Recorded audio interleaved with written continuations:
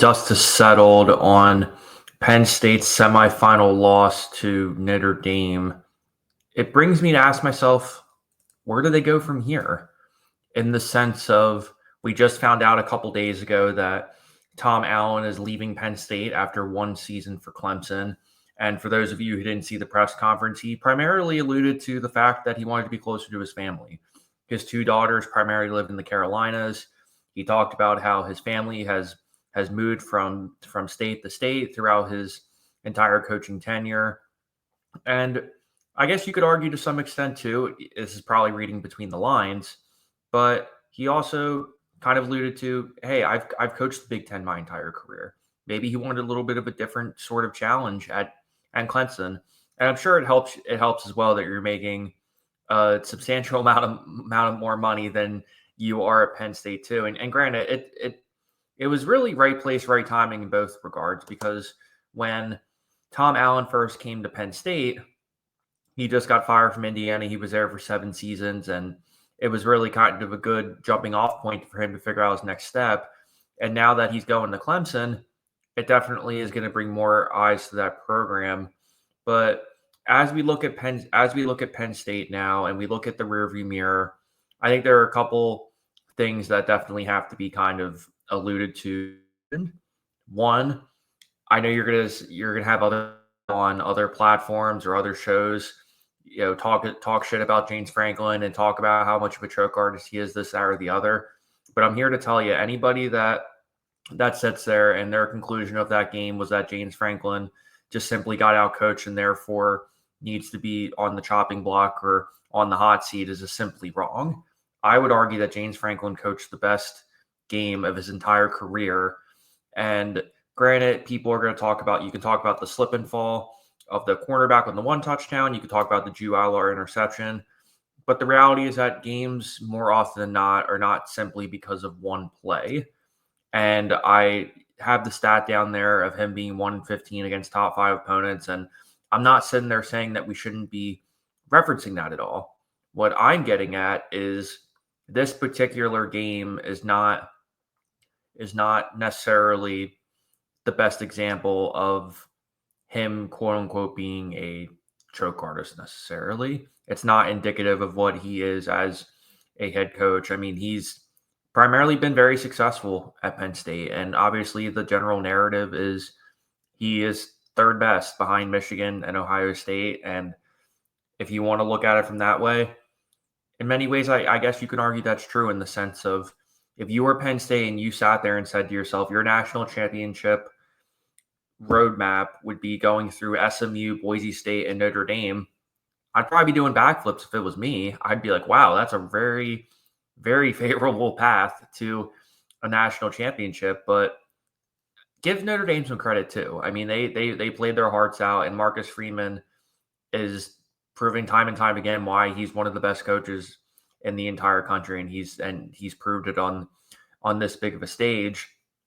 But when you sit there and you ask yourself about Penn State as a whole, you can even sit there and say, hey, they outplayed Notre Dame in the game, particularly in the first half. Those edge rushers really got home and gave Raleigh Leonard a lot of trouble, and they created a number of different mismatches, and they finally got off to one of the best starts of their entire season. You can look back and look at games like USC and Minnesota and Ohio State, and what all those games have in common is they really didn't get going until the second half. And this was one of those games for me where it felt like they got going quick. Things were kind of coming together, but unfortunately, it's just one of those things where one or two little things don't go their way, and all of a sudden we're talking about them in essentially the same spot that they were before. But they deserve a lot of credit for what they've done, for what they've accomplished, and in many ways, they're still in a win now mode. You have one of the best running back duos in the entire country in Katron Allen and Nick Singleton, who are going to be coming back. You should pretty much be reassured that Andy Kawanicki's coming back. I mean, do I think at times he almost tries to be too creative at times? Sure. Do I think that the wide receiving core definitely needs some attention this offseason? Absolutely. They're already seeing some rumors about their top receivers being in the transfer portal. And quite frankly, I don't even really think I'd really bat an eye about that too much. I mean, they've kind of shown time and time again that whole saga really needs to be addressed this offseason. If you want to attack that, whether it's through the transfer portal or if you want to attack that in high school recruiting, something has to give in terms of their passing attack too, because you even have Drew Aller back too.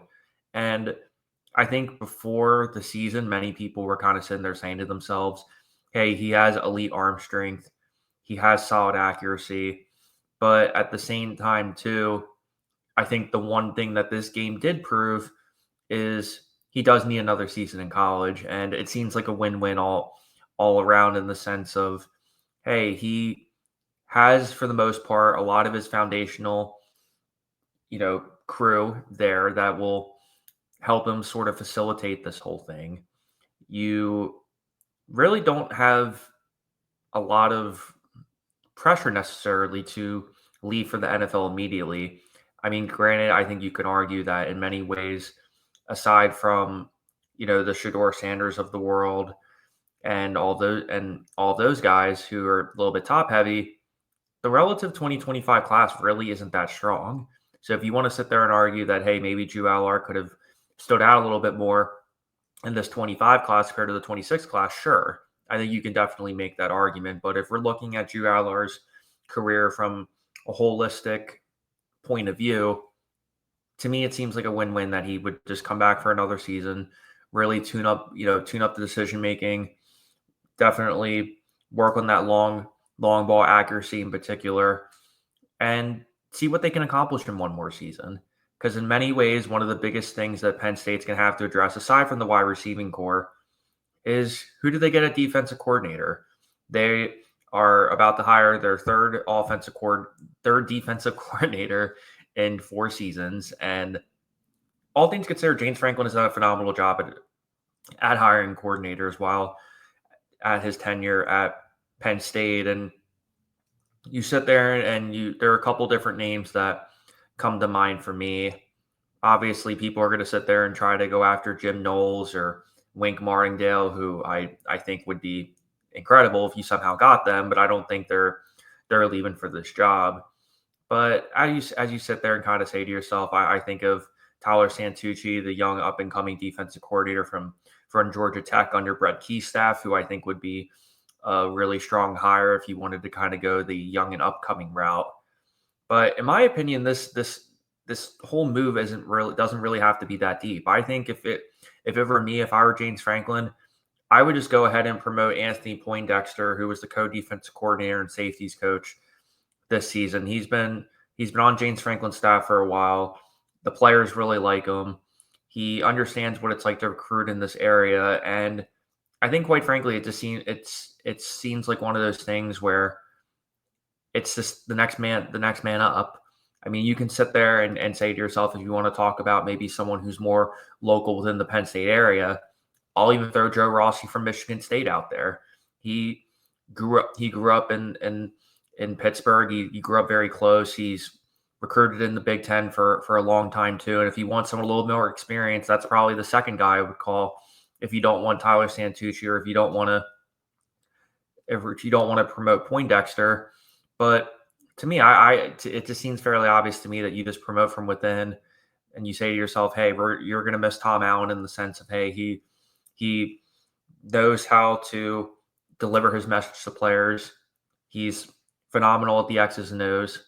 But at the same time, too, he said it clear as day that this is really more about his family, not necessarily about James Franklin or trying to get another head coaching job too. But definitely a pretty bold move for Dabo to go after Tom Allen too. But I think this will sting, at least in the initial sort of look. But I think when you look at this probably 6 months from now and you look at who they end up getting in the transfer portal, and as they wrap up their recruiting class for this 2025 season, I don't think it's going to be that big of a deal. I think ultimately they're going to probably promote Poindexter from within. They're going to keep on having a phenomenal defense like they've always had, where their bread and butter is going to be having a really solid offensive line that creates openings for their running backs. They're going to have some phenomenal edge rushers like like you go back and think of Micah Parsons. You can think of Abdul Carter, who is a bona fide top 5 pick. And you kind of go from there and you create those mismatches and you try to make some more noise and see what you can do in a ever more crowded Big Ten football. But if you look from here, I think Penn State is still in a really good spot. I just hope that people give James Frank a little more credit for what he's done.